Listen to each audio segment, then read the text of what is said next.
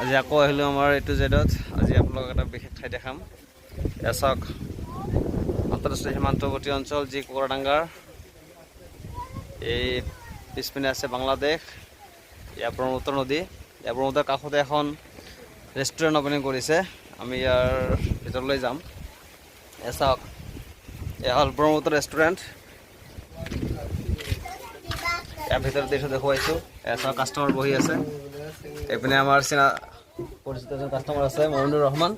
আমি তেখেতৰ পৰা দুআষাৰ জানিবলৈ যত্ন কৰিম যে যিহেতু ৰমজান মাহ চলি আছে, কিবা অসুবিধাটো ৰোজা থাকিব পৰা নাই, সেইকাৰণে ঘৰত খাব দিয়া নাই, আজি ৰেষ্টুৰেণ্টত আহিছে। হয়, কি ক'ব মমিনুৰ?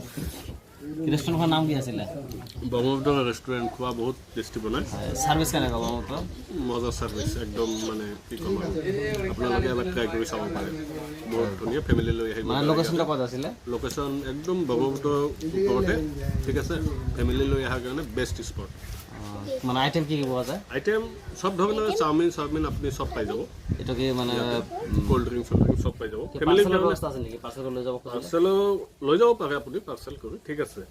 কিন্তু ফেমিলি লৈ অহাৰ কাৰণে বেষ্ট ডেষ্টিনেশ্যন এইটো, মানে আমাৰ ডিষ্ট্ৰিক্টত ক'ব পাৰে আপুনি। আৰু আমাৰ এতিয়া কণমানি এজন আছে, আমি তেখেতৰ পৰা জানো। হয় আংকেল, কি খাই আছ? চিকেন তো খাই নাই বে, চাওমিন খাই। চিকেন চাওমিন ও কিরকম লাগে? ভাল মিঠে। ভালো লাগে? টেষ্টি হৈছে না আপু? এটা হাই দাও তো, হাই দাও, হাই দাও, হাত দিয়ে হাই দাও। মোক দেখাওক। তো আমার এই রেস্টুরেন্টের সত্তা দেখে দিয়েছে, আমি দেখাতে পারবো জানিম। হয় দাদা, আপনি কি ভাবি আসলে রেস্টুরেন্টখন ওপেনিং করলে? মই ভাবি আছিলোঁ যে আমাৰ ইয়াতে ব্ৰহ্মপুত্ৰ নদী দেখিবলৈ মানে বহুত বাহিৰৰ মানুহ আহিয়ে থাকে। তো ইয়াত যে এটা বহিবলৈ জাগা নাই, সেইকাৰণে মই এটা অলপ চিন্তাধাৰা কৰি মই এটা ৰেষ্টুৰেণ্ট খুলিলোঁ। মানে এটা মানে কেতিয়াৰ পৰা কেতিয়ালৈ খোলা থাকে, সময়টা কেনেকুৱা আছিল? মৰ্ণিঙত কিমান বাৰু, ৰাতি কিমান খোলা থাকে? দিনৰ 8টালৈকে 10টা পৰ্যন্ত থাকিব। কাষ্টমাৰটো মোটামুটি আহি থাকে? আহি থাকে। কি কি আইটেম পোৱা যায় ইয়াত? আমাৰ ৰেষ্টুৰেণ্টৰ যিবিলাক মানে বস্তু বাহিনী, যিবিলাক আইটেম আছে আৰু কি, আমাৰ গোটেইবিলাক আমাৰ ইয়াত। মানে যি অৰ্ডাৰ দিব তাকে পাব? যি অৰ্ডাৰ দিব তাকে পাব। আৰু লোকেশ্যনটা ক'ত আছিলে আপোনাৰ ৰেষ্টুৰেণ্টখন?